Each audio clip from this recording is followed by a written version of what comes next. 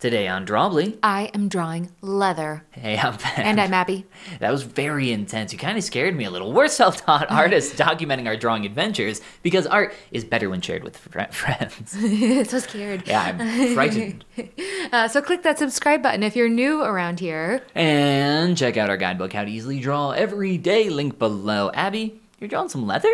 Yes, I am now obsessed with leather. I know. Yes, one day a coworker mentioned to me that she does leather, and I realized it's always been my dream. It's to work always with leather. been your dream. For about 24 hours, I realized it had always been my dream. Abby woke up one day and said, leather. And I was like, what? She was like, I need to make leather. I need to make things with it. So I found our local leather shop, only 35-minute drive from our home. What a lucky coincidence. So lucky. And I drove there and I took one class so far, how to carve leather. We carved a skull. Whoa. It wasn't my first choice, but we carved a snake and skull. I made mine rainbow.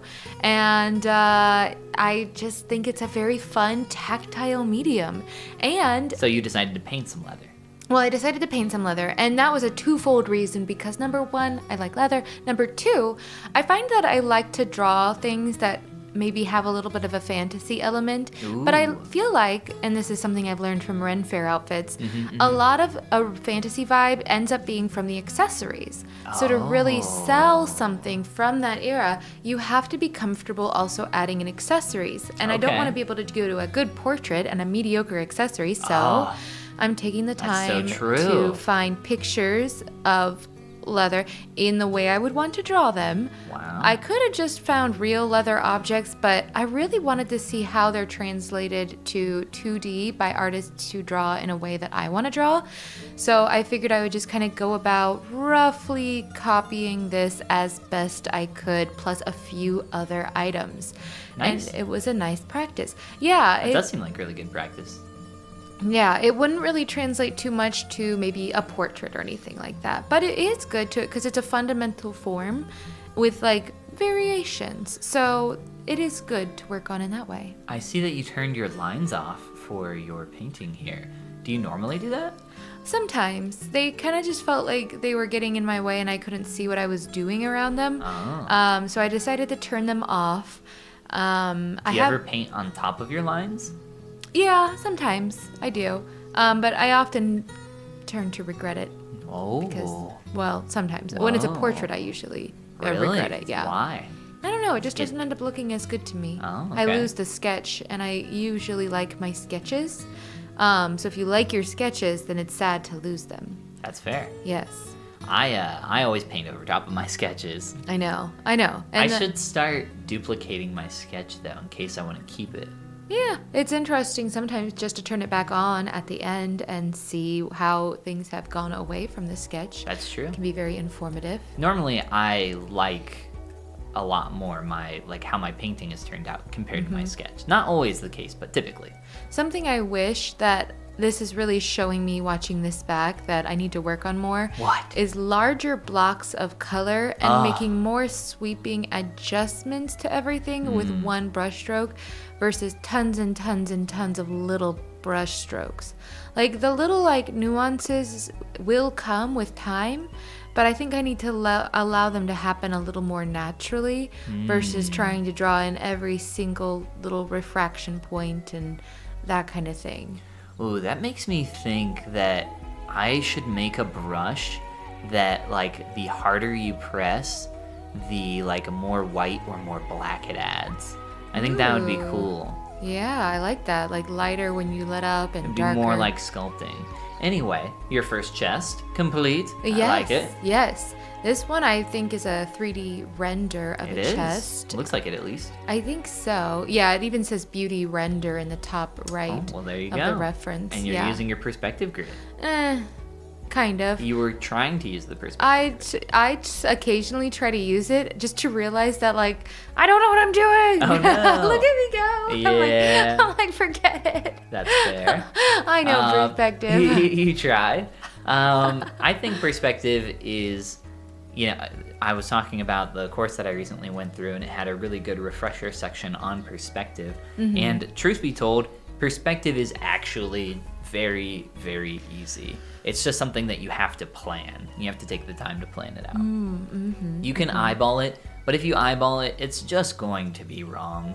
Like, if it's slightly wrong, normally it's fine. Like, no one's ever going to notice. But, you know, if you're trying to make something look really realistic, you definitely want your perspective to be correct. As someone who translates 2D stuff to 3D, I would say like 99% of the stuff that I do translate to 3D is incorrect perspective-wise. Like, wow. Everything is wrong. Yeah. Like, nothing is ever, especially characters, faces and stuff, it's never perspectively, like, correct. That's so sad. It's very frustrating. As a 3D artist. As someone who's attempting to translate something to 3D. But that's just something that you get used to. Yeah, after a while. Yeah, interesting. Yes. And your experience with 3D art, Abby? Limited to say the least. That's fair. There was a point at which you did start learning ZBrush and digital sculpting, and I was doing some training with you. Yeah, very briefly. Yeah, you were kind of interested in it for a brief moment. Yeah, well, I think at the time what we realized was, like, I was working full-time and hanging out with you, and I just didn't have time.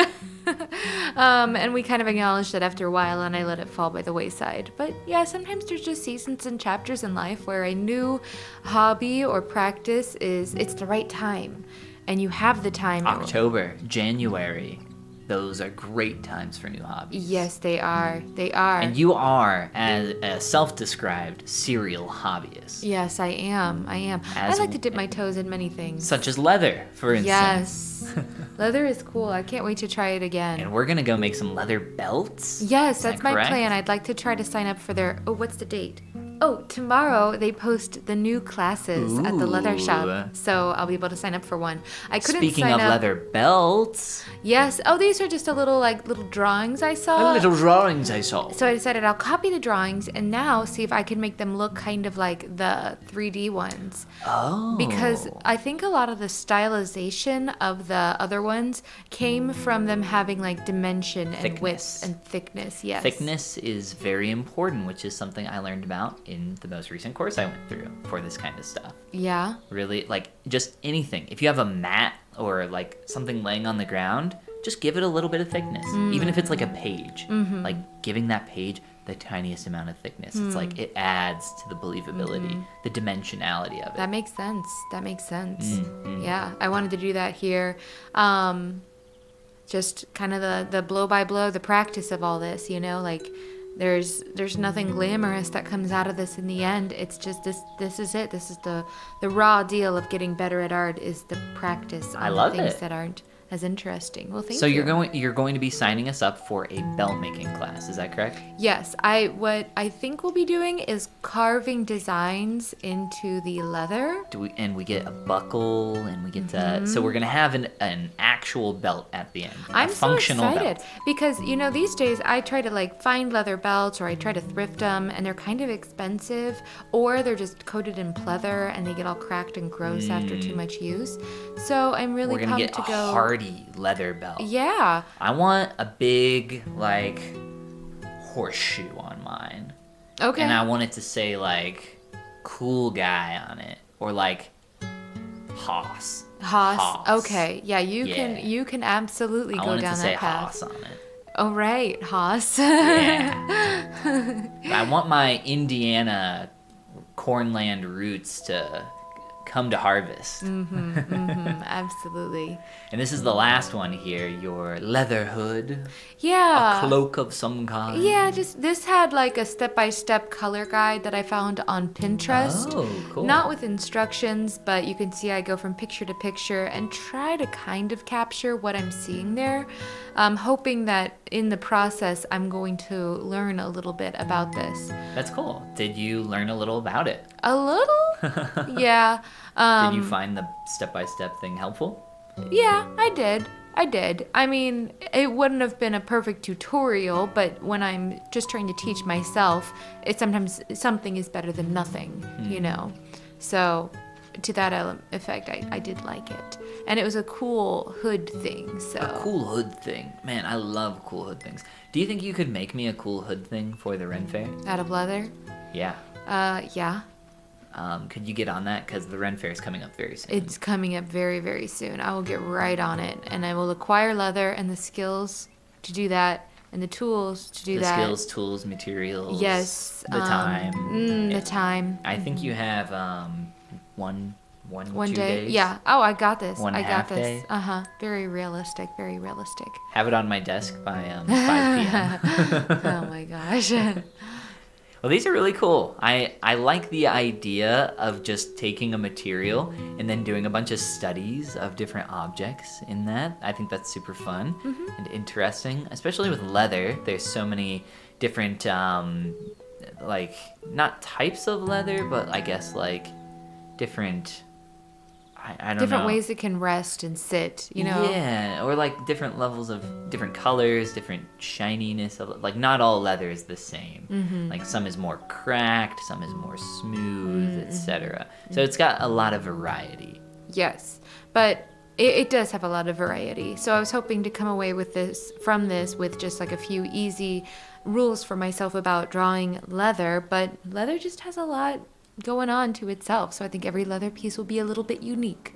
I think the chest is also, I will say, for beginners, I think that's a fantastic assignment because essentially you're just taking a cube and you're putting some cool accoutrements on it. So I would highly recommend that as a great assignment for people who are looking in for something easy and fun to do. Absolutely. And if you do that, share it on our Instagram with #Drawbli because drawing is better with friends. Yes. And of course, click that like and subscribe button and check out our guidebook, How to Easily Draw Every Day, at the link below in the description. And this is the part where we say... Goodbye. Goomba. Ben, out of all these leather accessories, which one do you want?